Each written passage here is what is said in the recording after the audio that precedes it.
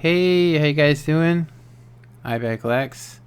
Yeah, so the Panzer 5.4. So if you guys don't know about this, I've actually showed it before, but I had a really good game with it, and I got my op, which got me a day of premium and 50,000 silver with this tank for the German side, because this is the Soviet German champ, op we're talking about. So yeah, 6 kills, which is exactly what I needed, and 1900 damage, which is pretty good. So this is basically a Panther a hull with a Panzer I think it's a Panzer 5H or Panzer 4H turret, which means it has only a tier 5 gun, but it has a tier 7 hull. Now they've nerfed this pretty heavily, because originally when it was first came out and it was actually a Panther, it had 60 millimeters of armor on the sides, which meant you could just basically park this thing, and if they didn't realize to shoot you in the turret or in the hatch of the turret, you could just take punishment all day. So they lowered it down to 40, which now makes it so that the thing catches on fire almost constantly. I'm actually going to put that perk on it where, what is it? 2 perks. I'm going to get fire, fighting fire, and also, what's the other one? I think it's prevented maintenance. So, yeah, 80 millimeters on the front plate, 40 around the hull, all the way in the sides and back. The turret's 50 and then 30. Some of its best assets are the fact that it does 55. It's also tremendously heavy, which means this thing can ram pretty much anything except maybe a heavy tank. And it's got really poor chassis rotation, but it makes up for it with really high speed turret rotation. It's got 53 degrees, which is really high. You can spin the turret on this thing. Like, if you get tracked, you don't have to worry about somebody circling you. You'll still be able to hit them. And it does 14 rounds a minute. Now, with perks and stuff, it's you can get it down to about 350 or so. That I have it right now at the fastest it can be. The worst thing about this tank is its gun and its inaccuracy. It's really good while on the move. You'll see here that I fired and hit everywhere I was aiming, but the main reason for that is because I'm always driving directly at people, because 85 millimeters is its only real defense against other tanks, which I'm going to go ahead and say, when I say only, that is a really big asset. You'll see here with 110 penetration, that is a 35 millimeter plate on the front of that SU-100, and I bounced him twice now. I bounced him again. I'm going to go ahead and shoot him one more time to get that kill, and then you're going to see I'm going to switch to premium shells.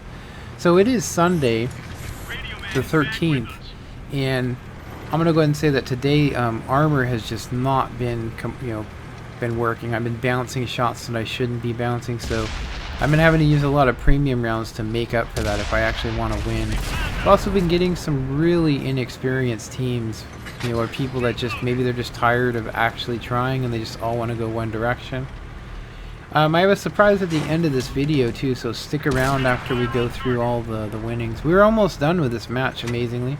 It's only like a 3-minute match.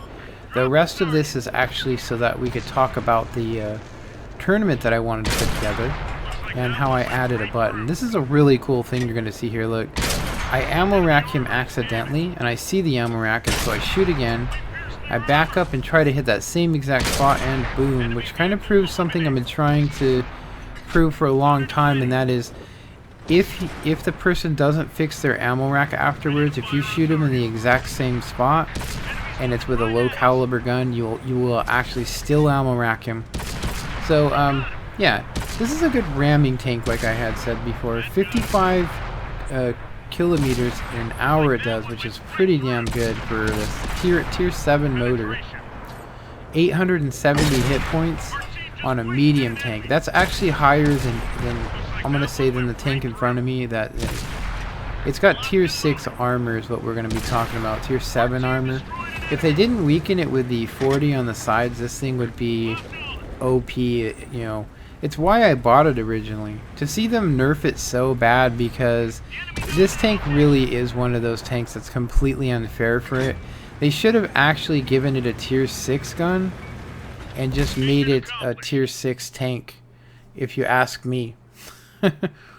So as you'll see here, we're going to get a bunch of awards here, which is ×2 for the crew. Also got some demolition. We got that op, Soviet German champ, demolition, mastery, top gun, sharpshooter. We blocked 560, 1900 damage, 6 kills, 2 detections, assisted in 820.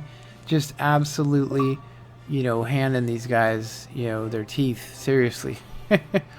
So for the end of this video, I wanted to talk to you guys about that there was some, I believe that there was some misunderstandings about the competition I wanted to run, which it's not a real competition. The unofficial tier 8 tournament, that was just, I thought, sounded like a really cool name. We could name this whatever we wanted, and I keep saying we because I need people still to donate money, to donate time, to go up on the forums, recruit people, put it everywhere they can do it, share this video, or share the video I made before about it.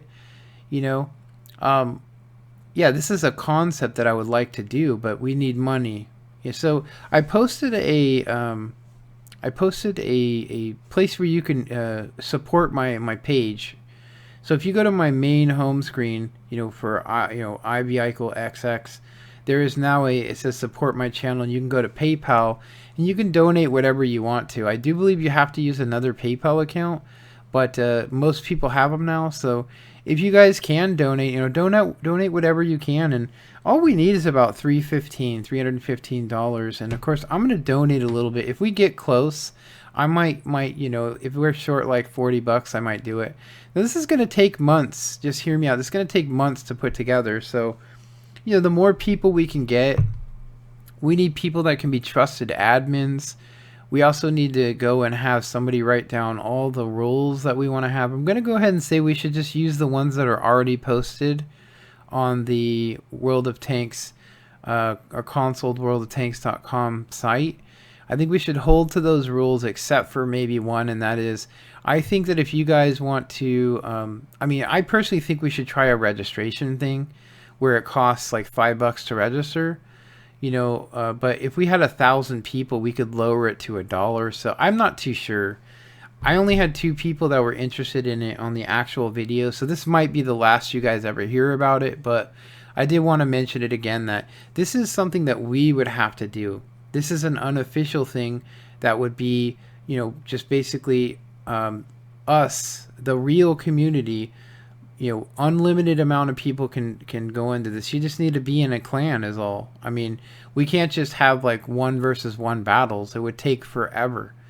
The idea here would be to use the honor code system, which means we could have as many as 2,800 different clans participate. Now I'm going to go ahead and say that I do think that there is one rule that we do have to follow if we were to do that, and that is the clans. We can only have 7 people per clan. We can't have like was it XGN clan, having 14 or 15 different groups of people playing.